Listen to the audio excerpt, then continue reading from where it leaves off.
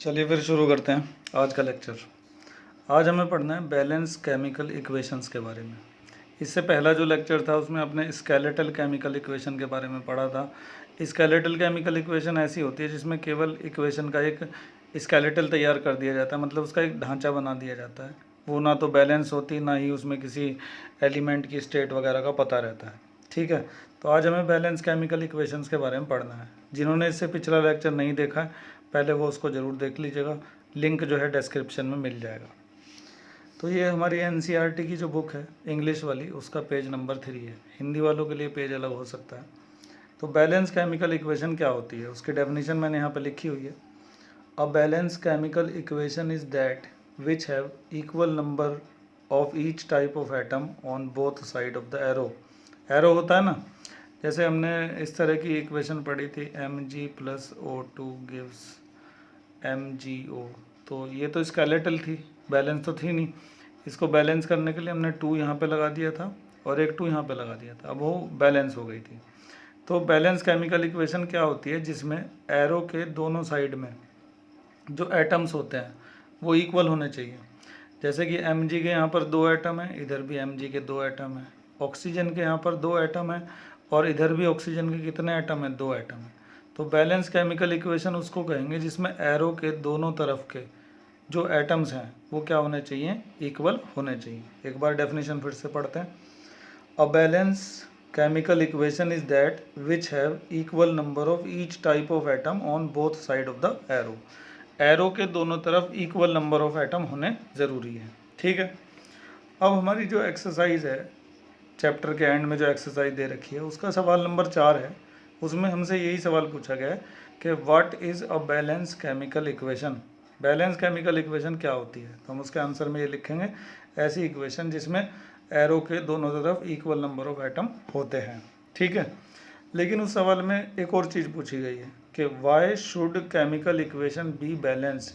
Chemical equation को balance करने की ज़रूरत पड़ती क्यों है, आखिर हम इक्वेशन को वैसा ही क्यों नहीं रहने देते अनबैलेंस, उसको बैलेंस करते क्यों हैं। तो उसका आंसर है ये, ध्यान से सुनना आंसर को। To validate the law of conservation of mass which state that the mass of element present in the product of a chemical reaction has to be equal to the total mass of the element present in the reactant.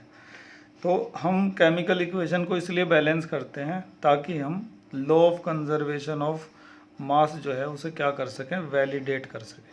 ठीक है, law of conservation of मास को follow करवाने के लिए ही किसी भी chemical equation को क्या किया जाता है, बैलेंस किया जाता है।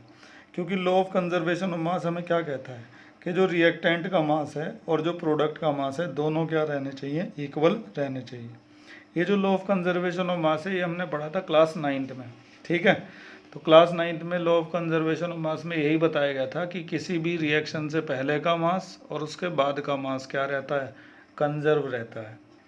तो सवाल ये था कि why should chemical equation be balance, chemical equation को बैलेंस क्यों करना पड़ता है। तो आंसर में हमने लिखा कि to validate the law of conservation of mass which state that the mass of element present in the product, product होते हैं ये वाले, ठीक है, of a chemical reaction has to be equal to the total mass of element present in the reactant। reactant होते हैं ये, तो reactant का मास और प्रोडक्ट का मास दोनों को इक्वल करने के लिए ही किसी भी केमिकल इक्वेशन को क्या किया जाता है, बैलेंस किया जाता है। तो एक्सरसाइज का सवाल नंबर 4 हमने अच्छी तरह से समझ लिया है। पहला सवाल तो ये था कि बैलेंस केमिकल इक्वेशन क्या होती है, तो वो होती है जिसमें एरो के दोनों तरफ जो एटम्स हैं वो क्या होने चाहिए, इक्वल। दूसरा सवाल ये था कि why should chemical equation be balance, chemical equation को बैलेंस करते क्यों हैं। तो to validate the law of conservation of mass, law of conservation mass को वैलिडेट करने के लिए या फिर फॉलो करने के लिए। और लॉ ऑफ कंजर्वेशन ऑफ मास क्या कहता है कि रिएक्शन के बाद का मास और रिएक्शन से पहले का मास, यानी कि रिएक्टेंट का मास और प्रोडक्ट का मास क्या रहता है, सेम रहता है। इसीलिए किसी भी केमिकल इक्वेशन को बैलेंस किया जाता है। तो ये इस पेज पर हमने 2 चीज़ों को समझा है, एक तो बैलेंस केमिकल इक्वेशन क्या होती है और दूसरा उसे क्यों बैलेंस किया जाता है। और इसी के साथ हमारा एक्सरसाइज का सवाल नंबर 4 भी पूरा हो गया। तो जब मैं एक्सरसाइज आपको करवाऊंगा तो ये सवाल नंबर 4 आपको दोबारा नहीं करवाया जाएगा। ठीक है, उम्मीद है कि समझ गए होंगे। आगे बढ़ते हैं। अब हमारा अगला टॉपिक है कि how to balance a chemical equation. किसी भी केमिकल इक्वेशन को बैलेंस कैसे करते हैं। तो कुछ खास नहीं है, बस थोड़ी सी प्रैक्टिस करने की ज़रूरत है। किसी भी केमिकल इक्वेशन को बैलेंस करना बहुत ही ज़्यादा आसान होता है, बहुत ही सिंपल होता है। तो सबसे पहले इस केमिकल इक्वेशन को देखो, ये स्केलेटल केमिकल इक्वेशन है। स्केलेटल का मतलब कि बैलेंस नहीं है। इधर देखो Fe मतलब आयरन, आयरन के यहाँ पे 3 एटम है और यहाँ पे आयरन का एक ही एटम है। हाइड्रोजन के यहाँ 2 एटम है, उधर भी 2 एटम है। हाइड्रोजन तो बैलेंस है लेकिन आयरन बैलेंस नहीं है, इधर 1 एटम है उधर 3 एटम है। ऑक्सीजन का इधर 1 एटम है और उधर ऑक्सीजन के कितने एटम है, 4, तो ऑक्सीजन भी बैलेंस नहीं है। तो ना तो ऑक्सीजन बैलेंस है ना ही आयरन बैलेंस है, केवल एक चीज़ बैलेंस है, क्या, हाइड्रोजन। तो इसका मतलब इसको बैलेंस करना पड़ेगा। तो किसी भी केमिकल इक्वेशन को जब आप बैलेंस करने के लिए चलते हैं तो सबसे पहले जो सबसे अनबैलेंस चीज़ है उसी को बैलेंस करना चाहिए। तो सबसे अनबैलेंस चीज़ यहाँ पे मुझे ऑक्सीजन दिखाई दे रही है, ठीक है। ऑक्सीजन इधर 4 हैं और इधर एक ही ऑक्सीजन है। तो हम क्या करेंगे कि यहाँ पर आगे 4 लगा देंगे। जब भी हम कुछ मल्टीप्लाई करते हैं तो हमेशा हम कोशिश करते हैं कि छोटे होल नंबर से ही मल्टीप्लाई करें, जैसे कि 2 से, 4 से, 3 से, ठीक है। बड़े होल नंबर की अगर मल्टीप्लाई कोई बच्चा करने की सोच रहा है तो जब हम इक्वेशंस को बैलेंस करते हैं तो उसमें बड़े होल नंबर की मल्टीप्लाई नहीं करते हैं, छोटे छोटे होल नंबर लेते हैं। 4 ले सकते हैं, 3 ले सकते हैं, 2 ले सकते हैं। बहुत ही रेयर केस में 6 या 7 का इस्तेमाल होता है, ठीक है। तो कोशिश यही रखिएगा कि छोटे होल नंबर आप इस्तेमाल करें। तो हमने ये 4 क्यों लगाया यहाँ पे, क्योंकि ऑक्सीजन के एटम उधर 4 थे और इधर एक ही एटम था। तो इसको बैलेंस करने के लिए हमने इधर क्या लगा दिया, 4 लगा दिया। Fe3O4 और प्लस H2, ऑक्सीजन तो हो गई बैलेंस, ठीक है।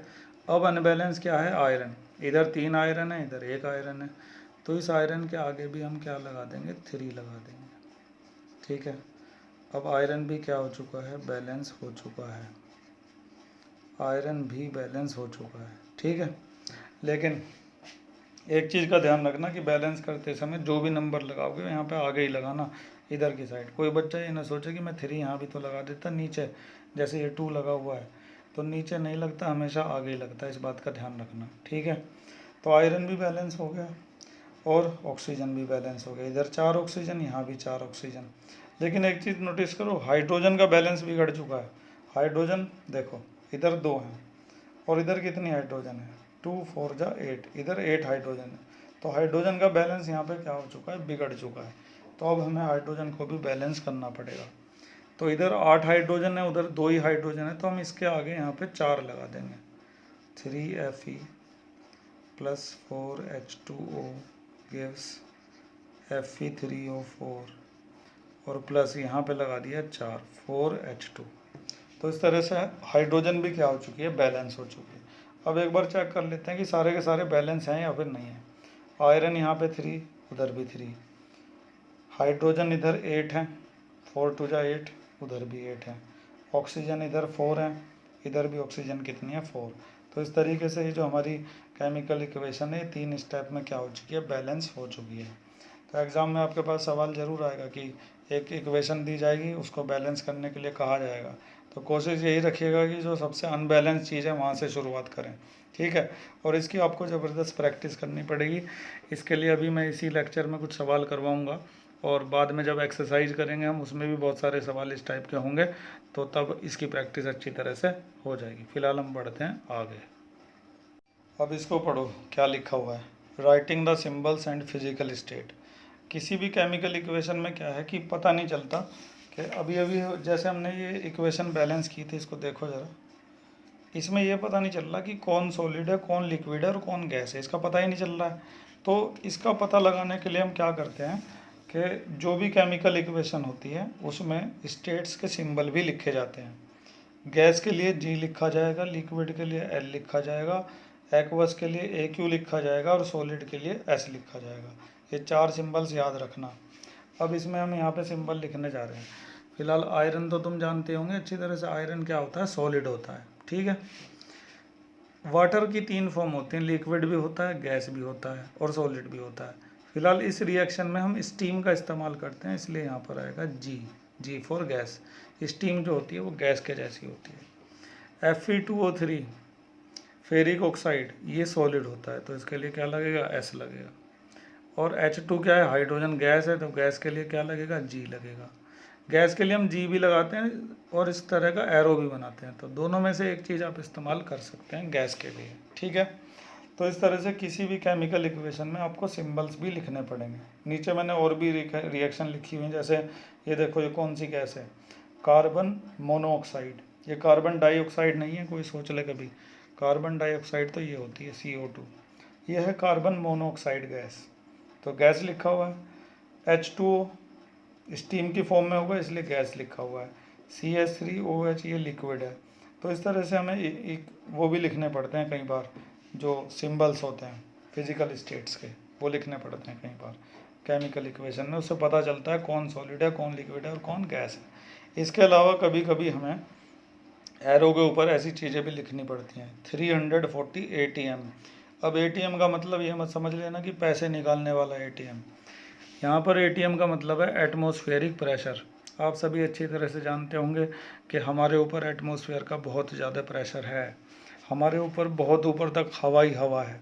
तो हर किसी के ऊपर, जितने भी ऑब्जेक्ट इस अर्थ के ऊपर हैं, सब के ऊपर एयर का बहुत ज़बरदस्त प्रेशर है।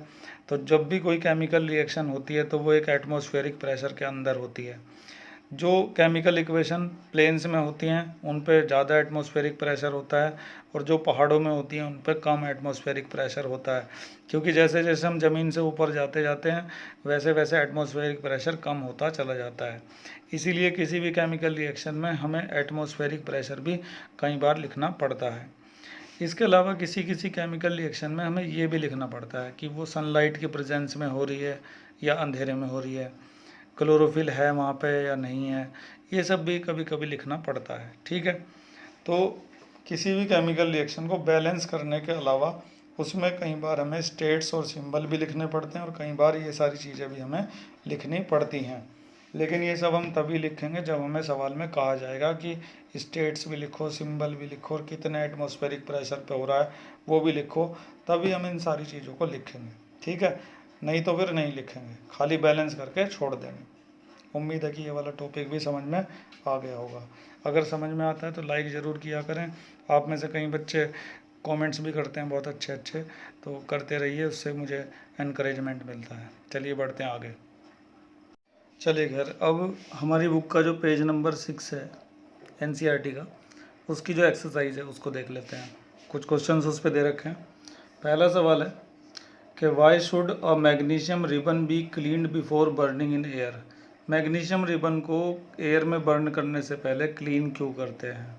तो शायद आप में से कुछ लोग उस एक्टिविटी को भूल गए होंगे, और शायद ये भी भूल गए होंगे कि मैंने बताया था कि क्यों क्लीन करते हैं, तो उन्हें थोड़ा याद दिला देता हूँ, याददाश्त ताज़ा कर लीजिए। ये देखिए, ये है हमारी एक्टिविटी 1.1। इसमें हमने क्या किया था कि मैग्नीशियम रिबन को ना बर्न करने से पहले क्लीन किया था। ये लिखा देखो, दिखाई तो दे ही रहा होगा, clean a magnesium ribbon about 2 centimetre long bye rubbing it with sand paper. तो सैंड पेपर से क्यों साफ़ किया जाता है मैग्नीशियम रिबन को, तो इसका आंसर मैंने तब भी बताया था, फिर से बता देता हूँ।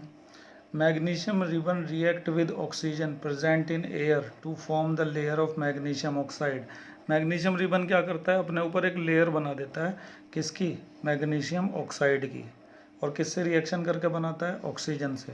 और ऑक्सीजन कहाँ प्रेजेंट होती है, एयर में। तो मैग्नीशियम क्या करता है, मान लो कहीं पे मैग्नीशियम पड़ा हुआ है, कहीं भी पड़ा हुआ है, ज़मीन पर, आसमान में, कहीं भी, तो मैग्नीशियम रिबन क्या करेगा कि हवा में जो ऑक्सीजन मौजूद होती है उससे खुद ही रिएक्शन करना शुरू कर देगा, और मैग्नीशियम ऑक्साइड की एक लेयर अपनी सरफेस के ऊपर बना देगा। This layer is unreactive and prevent the ribbon from burning. ये जो लेयर होती है अनरिएक्टिव होती है, और रिबन को जो है जलाने से बचा लेती है, क्योंकि हमें इस एक्टिविटी में रिबन को जलाना होता है ना। देखो, अगर लेयर बनी हुई होगी तो रिबन अच्छे से जलेगा नहीं, इसलिए उस लेयर को क्या करना पड़ेगा, रिमूव करना पड़ेगा, ताकि ये रिबन अच्छे से जल सके। तो this layer is unreactive and prevent the ribbon from burning, hence it need to be cleaned with sand paper.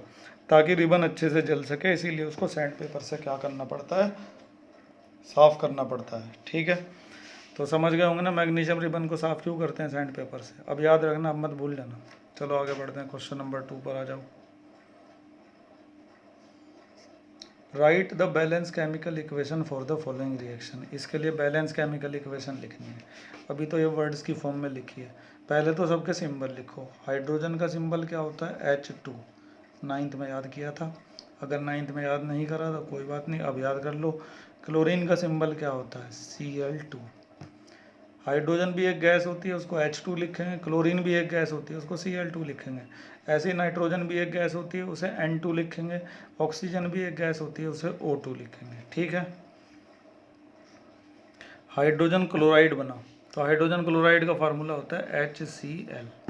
और जिन्हें पता नहीं कैसे बनता है तो वो ऐसे बना लेना। हाइड्रोजन का सिंबल H, क्लोराइड का सिंबल Cl, फिर दोनों की वैलेंसी लिख दो।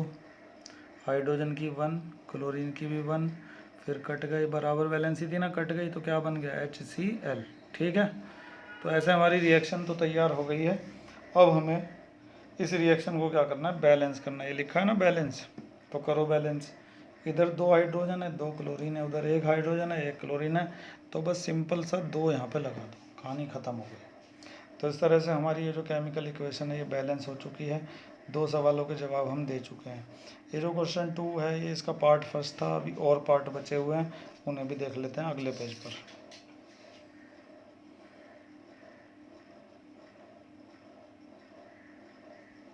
अब ये है क्वेश्चन 2 का पार्ट सेकंड, ध्यान से समझिएगा ज़रा।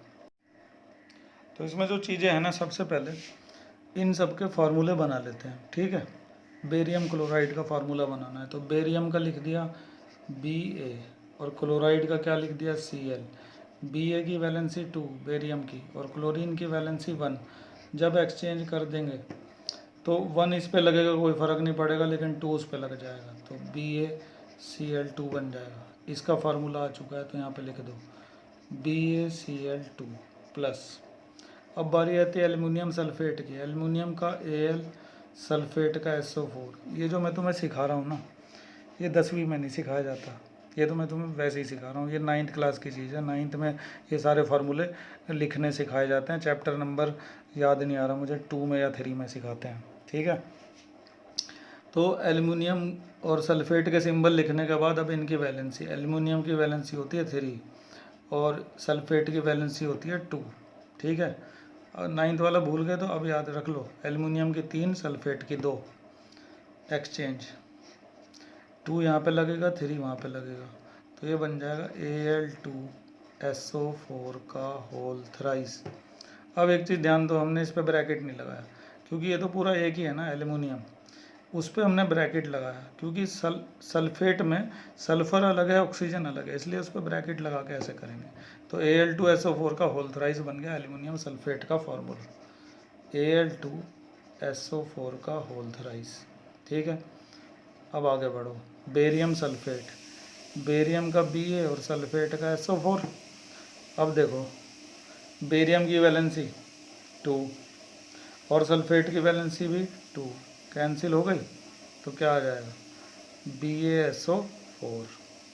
एल्युमिनियम क्लोराइड, एल्युमिनियम और क्लोरीन, एल्युमिनियम की 3, क्लोरीन की 1, एक्सचेंज, तो क्या बनेगा? AlCl3, AlCl3 बन गया। अब रिएक्शन तो हमने तैयार कर दिया, अब बारी आती है इसको बैलेंस करने की। सबसे ज़्यादा अनबैलेंस चीज़ देख लो कौन सी है? ऑक्सीजन ही है शायद। ऑक्सीजन देखो यहाँ पे कितनी है, ध्यान से, 4 3 12, इधर 12 ऑक्सीजन है और इधर ऑक्सीजन कितनी है? 4। तो ऑक्सीजन को बैलेंस करने के लिए सोच लो क्या करना चाहिए।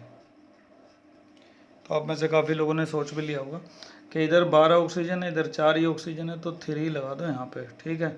अब 3 4 12, इधर भी 12 ऑक्सीजन हो गए, ऑक्सीजन का बैलेंस बराबर।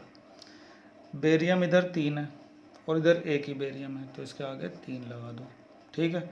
अब देखो किसका बैलेंस बिगड़ा है। क्लोरीन यहाँ पे 3 है, यहाँ क्लोरीन कितनी है? 3 2 6, यहाँ पे 6 क्लोरीन है, वहाँ पे 3 क्लोरीन है, तो ऐसा करो 2 यहाँ लगा दो, तो 3 2 6, अब ये भी बराबर हो गई। अब चेक कर लेते हैं कि कुछ अनबैलेंस तो नहीं रह गया। एल्युमिनियम 2 है, इधर भी एल्युमिनियम 2 है, क्लोरीन 2 2 3 6 है, क्लोरीन इधर भी 6 है, 3 2 6, ऑक्सीजन इधर 4 3 जा 12, इधर भी 12। सल्फ़र यहाँ पे कितनी है 3, और यहाँ पे सल्फ़र कितनी है 3, क्योंकि इस सल्फ़र के लिए ये 3 यहाँ पे लगा हुआ है। तो ये इक्वेशन पूरी तरह से क्या हो चुकी है, बैलेंस हो चुकी है। बढ़ते हैं अगली इक्वेशन की ओर। अब आता है इसका third part, question 2 part third. Sodium का सिंबल तो खैर सबको पता ही होगा Na, और वाटर का तो खैर तुम्हें दूसरी क्लास से पता होगा H2O। ये क्या है, सोडियम हाइड्रोक्साइड। देख लो कैसे बनेगा। सोडियम का सिंबल Na और हाइड्रोक्साइड का सिंबल होता है OH। Na की वैलेंसी 1 होती है, OH की भी वैलेंसी 1 होती है। अगर तुम्हारे पास अब भी 9th क्लास की NCERT बुक रखी है तो उसका पेज नंबर मुझे सही से याद तो आ नहीं रहा, 37 है शायद, 37 या 35 पर ये हाइड्रोक्साइड, सल्फेट, इन सब की वैलेंसी की एक टेबल मिलेगी पूरी, उससे तुम वैलेंसी याद कर सकते हो। और ये जो ऐसे वाले होते हैं सिंगल वाले, जैसे सोडियम होता है, तो सोडियम की वैलेंसी निकालने का तरीका 9th में बताया जाता है कि जैसे सोडियम का नंबर 11 है, इलेक्ट्रॉनिक कॉन्फ़िगरेशन लिखी 281, तो ये अपना आखिरी इलेक्ट्रॉन क्या करता है, लूज़ कर देता है ताकि इसकी आखिरी सेल में 8 इलेक्ट्रॉन रह जाए, इसीलिए इसकी वैलेंसी क्या आती है 1 आती है। तो ये सब आपको 9th क्लास में सिखाया हुआ है। इक्वल वैलेंसी कट गई तो क्या बन गया NaOH, सोडियम हाइड्रोक्साइड का फार्मूला NaOH। और अगर तुम्हें डायरेक्ट फार्मूला याद है सोडियम हाइड्रोक्साइड का तो सीधे लिख दो उसे, यहाँ पे टाइम बर्बाद करने की ज़रूरत नहीं है। इसके बाद क्या आता है हाइड्रोजन, तो हाइड्रोजन गैस H2, ठीक है, सब लिख दिया। अब बारी आती है बैलेंस करने की, तो देखते हैं अनबैलेंस क्या है। सोडियम 1, इधर भी 1, ऑक्सीजन यहाँ पे 1 है, यहाँ भी 1 है, हाँ। और हाइड्रोजन देखो ज़रा, यहाँ 2 और 1 3, बहुत से बच्चे इसे नहीं देख पाते हैं। यहाँ पे हाइड्रोजन कितनी है 3 है, 2 और 1 3, और यहाँ पे हाइड्रोजन 2 है, तो बैलेंस करना पड़ेगा। एक काम करते हैं, यहाँ पे 2 लगा देते हैं। तो अब इधर हाइड्रोजन कितनी हो गई 4, 2 ये हैं और 2 ये हैं 4, तो एक 2 यहाँ पे लगा दो, 4 हो गई।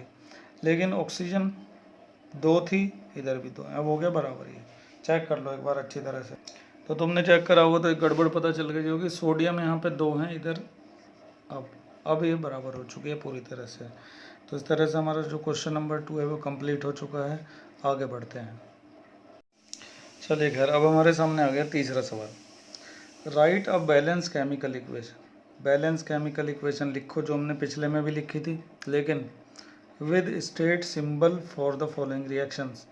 स्टेट्स और सिंबल भी लिखने हैं। स्टेट जो होंगी ना, जो लिक्विड होगा उसके लिए लिक्विड लिखना है, जो गैस होगा उसके लिए गैस लिखना है। तो ज़रा ध्यान से देखना, थोड़ा ऊपर को करते हैं इसको, मेन सवाल पर लाते हैं। Solution of barium chloride. पहले बेरियम क्लोराइड बना लो ज़रा, बेरियम क्लोराइड, ठीक है। बेरियम की वैलेंसी 2 अभी पढ़ाई थी पिछले पर, क्लोरीन की वैलेंसी 1, जब एक्सचेंज करेंगे तो क्या बन जाएगा BaCl2, ठीक है। तो बेरियम क्लोराइड यहाँ पे लिख देंगे BaCl2। सोडियम सल्फेट, सोडियम का सिंबल Na और सल्फेट का क्या होता है SO4। सोडियम की और सल्फेट की दोनों की वैलेंसी, सोडियम की 1 और सल्फेट की कितनी होती है 2, एक्सचेंज, तो क्या बनेगा Na2SO4। ये 1 तो वहाँ लगाने से कोई फ़र्क नहीं पड़ने वाला, ठीक है, प्लस Na2SO4 गिव्स, तो कहाँ तक पहुँच गए थे, सोडियम सल्फेट तक आ गया था ना। बेरियम क्लोराइड हो गया, सोडियम सल्फेट हो गया। इन वाटर, इसे बाद में देखेंगे। Give insoluble barium sulphate BaSO4। अब मैं बना के नहीं दिखा रहा, बना लेना अपने आप। Sodium, solution of sodium chloride, sodium chloride NaCl, sodium chloride ये होता है। चलो इसे दिखा देता हूँ बना के। सोडियम और क्लोराइड, सोडियम की 1, क्लोरीन की भी 1 कैंसिल हो गई, NaCl बन गया, ठीक है। ये तो बन चुका है। सबसे पहले इसको बैलेंस करने का देख लेते हैं।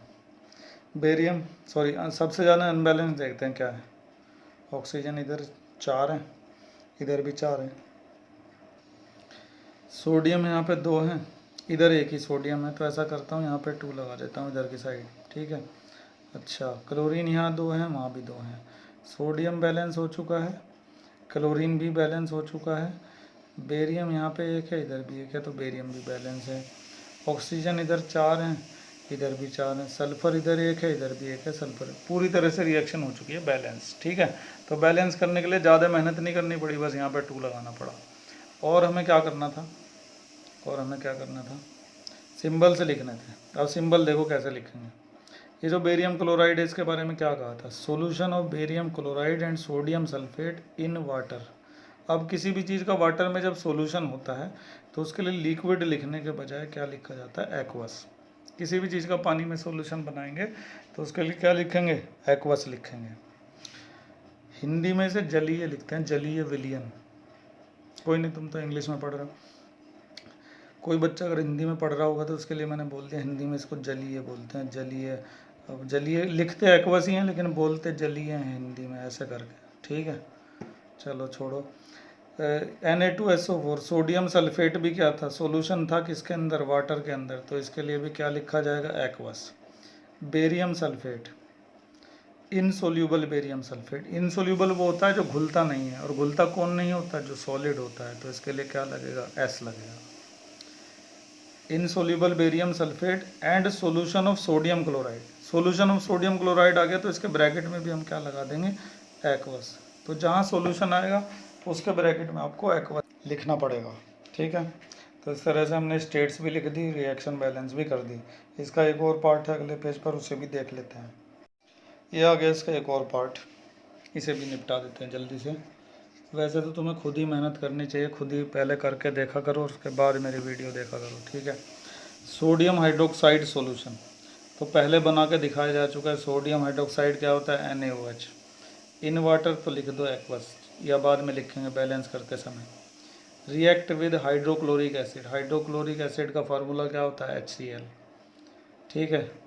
टू प्रोड्यूस, अब ये प्रोड्यूस करेंगे, ये रिएक्शन करके प्रोड्यूस करेंगे, एरो लगा दिया। क्या प्रोड्यूस करेंगे, sodium chloride, sodium chloride NaCl, पिछले पेज पर बना के दिखाया था। सोडियम क्लोराइड प्रोड्यूस करेंगे, और क्या प्रोड्यूस करेंगे, वाटर।